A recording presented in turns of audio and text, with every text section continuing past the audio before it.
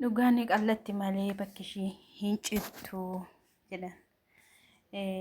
Dhugaan ka'umsaas qaba ga'umsaas qaba jechuudha. Akkuma yeroo darbee ji'a 11 dursaa ajjeefamuu Qananii Addunyaa wajjin wal qabatee hiriyaan ishii yookiin jaalalleen ishii Andu'aalam Gosaa immoo shakkamaa ta'uudhaan gara mana murtiitti dhiyaatee ji'a ja'aaf harka seeraa harka akka ture ni yaadattu jechuudha. Innaa ammas illee ji'a ja'a booddee seerri waan qoratu hundumaayyuu qoratee homaa tokkorraa dhabuudhaan Andu'aalam Gosaa mana sirreessaatii baasanii turanii jechuudha.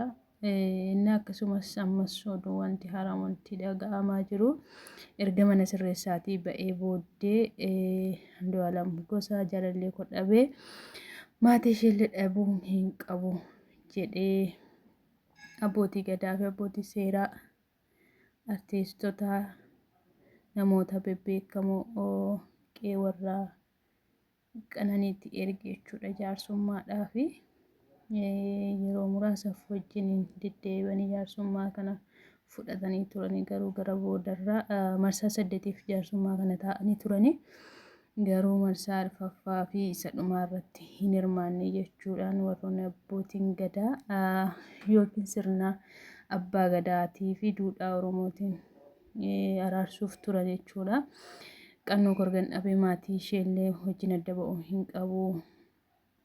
Akkuma jaalala dur isaanii qabuun wajjin deebi'ee nagaa bu'uumeen jiraachuun barbaada jedhee abbootii alangaa fi qaama seeraa hundumaayyuu ergee jaarsummaa kanarratti argamanii turanii garuu gara dhuma kanaa argamuu hin dandeenye jechuudha ni didanii.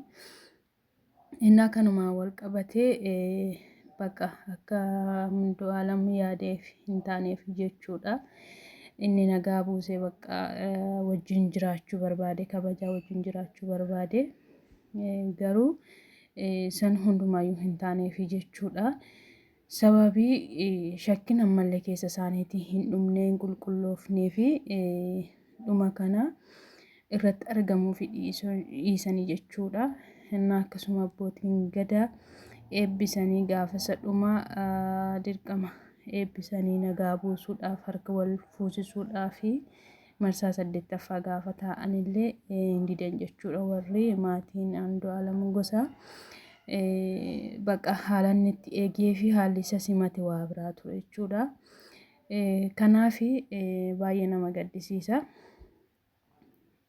Shakkamaa ta'ee ji'oota 6 hidhamee ture. Garuu immoo seerri waan qoratu qoratee bu'aa isaa arginaan iyyuu bilisaan gadi dhiisee akkuma gadi dhiifameen immoo akkuma beekamu jaarsummaadhaan haalota adda addaadhaan gara maatii ishii deemee garuu akka inni yaadeef hin taaneef jechuudha maatiin Andu'aalam Gosaa. Kanaaf iyyuu homaa miti jajjabaadhu. Egaa dhugaanii lafuma dhugaa dubbatanii lafuma namatti dhi'ee buluu wayyaa jedha gaa Oromoon. Kanaaf ati akka duudhaa Oromootti waan dhiistee waan hambistee hin qabdu.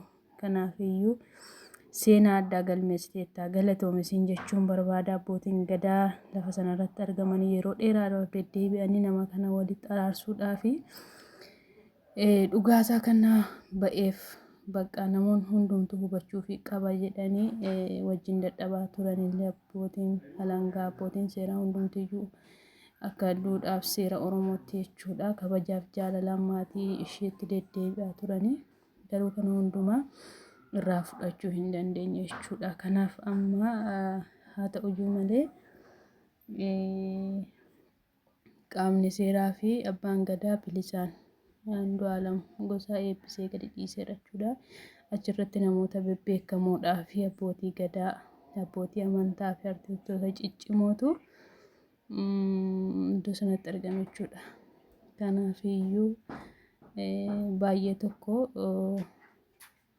galatoomaa isaanillee jedha. Fakkeenya gaarii godhanii fi garuu maatiin Andu'aalam maatiin Qannoo fudhachuu hin dandeenye ammallee miira shakkii keessa waan jiranii fi kanaaf egaa gaafa firri nama jalaa miidhamu nama gaddisiisa. Miira ofii to'achuu nama dhowwa. Dhugaan immoo gaan qal'atti malee iddoo isheen hin qabdu. Kanaafiyyuu ilmi sabaa ilmi Oromoo jechuudha. Qaaliin keenya dhugaan isaa bakkee ba'eef hin jiran gamanumaanii. Maaliif yakkamaa soo ta'e yakka isaatiin adabama ture garuu wanti qorannoon hundumtuu bu'aan argame hundumtuu bilisa arga ta'ee bilisa bakka homaa gochuun hin danda'amu. Maatiin ishees illee waraaramaniiru ta'e bareeda ture garuu gawaan dhiisaniif isaantu beeka. Kanaafiyyuu Andu'aalam keenya galatoomii jiraadhu siin jennaan malee gara hojii isaa idileetti akka inni deebi'uu fi abbootiin gadaa artistoonni gorsaa babbareedaa kennaniifii jiru, jajjabeessanii jiru, eebbisanii jiru. Kanaafiyyuu umurii dheeraa jiraadhu isiin jennaa. Andu'aalam keenya warroonni achumatti argamtanii dhimmi kun haa raawwatuudhaaf gaggeessaa turtanis galatooma jenna. Ashama harka fuunee nagaa waaqayyo hunduma keessaniif haa baay'atu. Jirra jirtu uummata Oromoo uummata qaalii anaa dhufuu baga nagaan dhuftanii nagaa koos immoo hin irraanfanne. Warroonni akkasuma chaanaalii kootiif haarawaa taatan laayik gochuu sabiskiraayib gochuu hin dagatinaa isiniin jedha. Kanaafiyyuu maatii warra jalaa miidhameefis jajjabinaa hawwinaa. Andu'aalamiifis immoo jajjabinaa hawwina jechuudha. Jaallatanii dhabuun baay'ee ulfaata garuu egaa kan waan fideemaa gochuu hin danda'amu. Turtii waggaa tokko ture keessatti araarri isaanii amma yoonaatuun xumuramin miiruma shakkiidhaan akka jiranitti jiru jechuudha. Kanaafiyyuu jaalala namaa otoo hin taane jaalaluma waaqaa ta'e gargar ba'uun isaaniiyyuu. Kanaafi gara fuulduraatti immoo Anduunis jabaatee hojii isaa idileetti akka inni deebi'u maatii ishiitiifis jajjabina akka ta'uun hawwaa. Maatiiwwan koo hanga yoonaan hordofaa turtan galatoomaa eebbifamaa isiniin jedha. Turtii gaarii qabaadhaa.